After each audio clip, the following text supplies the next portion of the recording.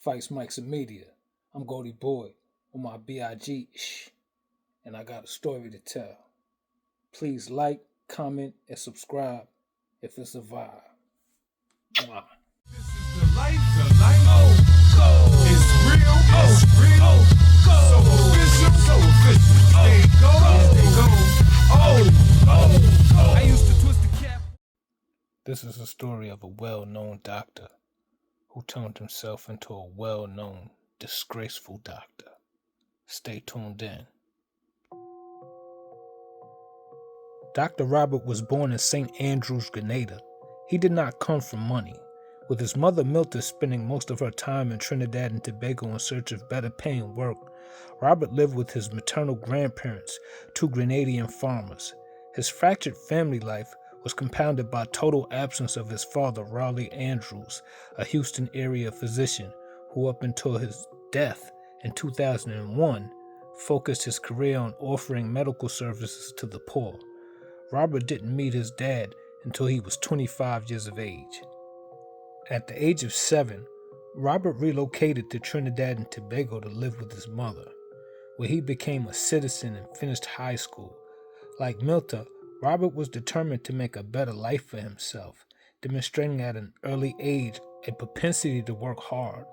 After high school, he volunteered as an elementary school teacher in Trinidad, an experience he followed with work as a customs clerk and an insurance underwriter in order to pay for his college education. Robert also wasn't afraid to take advantage of an opportunity. At the age of 19, he bought his first house, then later sold it for a decent profit to support his university tuition in the United States. In 1980, 2 years after first visiting Houston and getting the chance to introduce himself to his father, Robert returned to Texas to enroll at Texas Southern University, where in just 3 years he graduated magna cum laude with a degree in pre-medicine and biological sciences. From there, Robert followed in his father's footsteps and attended the primarily African-American Meharry Medical College in Nashville, Tennessee. Upon graduating Meharry, Robert enrolled for additional training at the Mayo Clinic in Minnesota and then completed his residency at Loma Linda University Medical Center in California. Other training stints followed. He studied at the University of Arizona on a cardiology fellowship and landed back in California, where he eventually worked as the associate director for the Interventional Cardiology Fellowship Training Program at Sharp Memorial Hospital in San Diego.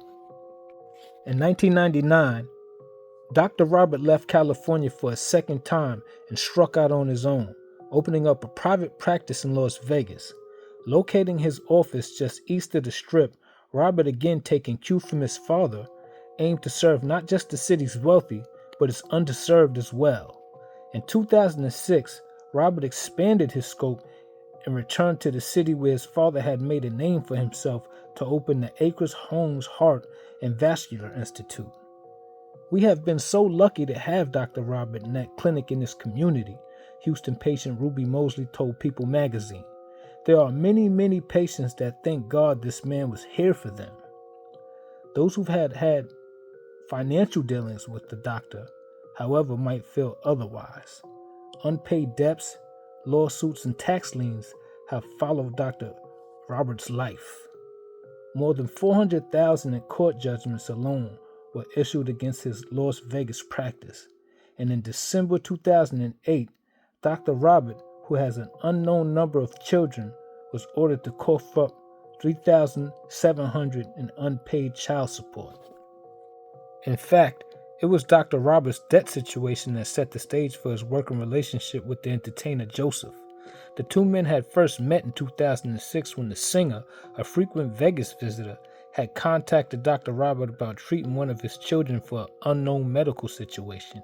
Reports indicate that the two men soon became friends, and as Joseph began making his plans for his upcoming 2009 concert tour, he hired Dr. Robert to be his personal physician for an astounding $150,000 a month.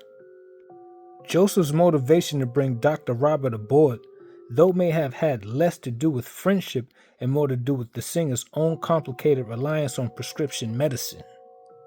By all accounts, Joseph had become an insomniac and had pushed for the use of an anesthetic to help him rest. Along with a mix of other drugs Joseph used to go to bed, he often referred to the concoction as his milk or liquid sleep. But it was the anesthetic he seemed to have had a particular fondness for. Cheryl Lee, a registered nurse and nutritionist whom Joseph employed, told ABC News that the singer begged her to buy more of the drug for him. She refused. "The problem with you telling me you want to be knocked out," Lee said she told him, "is you might not wake up the next morning. You don't want that." Dr. Robert, however, was another matter. While court documents showed he never actually purchased the drug for Joseph, over the course of the 6 weeks he worked for him, the doctor administered a nightly intravenous drip of the anesthetic despite his concerns that Joseph may be addicted to the drug. That was the case on June 25, 2009, when Joseph, exhausted from a long rehearsal session at the Staples Center in Los Angeles that went past midnight, returned home and tried to get some rest. A familiar routine followed, with Dr. Robert hooking up his client to an IV in order to administer the anesthetic. Dr. Robert also gave Joseph lorazepam, an anti-anxiety medicine, and midazolam, a muscle relaxant. According to records, the doctor then left Joseph's side for a few minutes to go to the bathroom. When he returned, he found the singer with a weak pulse and he had stopped breathing. Reportedly, Dr. Robert immediately started applying CPR to revive the singer. In addition, and what has garnered plenty of controversy, Dr. Robert also administered another drug, flumazenil, to try to offset the sedatives already circulating in Joseph's body. Some experts have said Robert's use of this additional medicine may have actually exacerbated the problems caused by the anesthetic.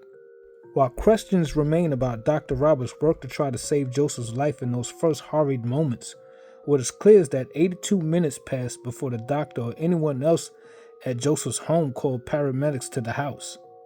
When emergency officials did finally arrive, Dr. Roberts at first failed to tell them about the drugs injected into the singer. Michael Joseph Jackson was officially pronounced dead at Ronald Reagan UCLA Medical Center, where he had arrived via ambulance with Dr. Conrad Robert Murray at his side. In the months that followed the pop star's death, Murray's work and relationship with the singer became not only the target of irate and shocked Jackson fans, but police investigators as well. In mid-August 2009, more than 24 DEA agents, LA police detectives, and Houston officers raided the doctor's Houston medical office to take a forensic image of Murray's computer and collect a myriad of medical documents. Around the same time, news reports indicated that Dr. Murray was soon going to be charged with manslaughter, something that was heightened on August 24, 2009, when preliminary findings by Chief Coroner for Los Angeles County revealed that Jackson had died as a result of lethal levels of the anesthetic propofol. Michael Jackson, the king of pop, died at only 50 years old, and he would have been 66 years old on the 29th of August. He was survived by his 3 kids, his sisters and brothers, his mother, and his father that ultimately passed in 2018. Rest in peace to the king of pop. Mwah.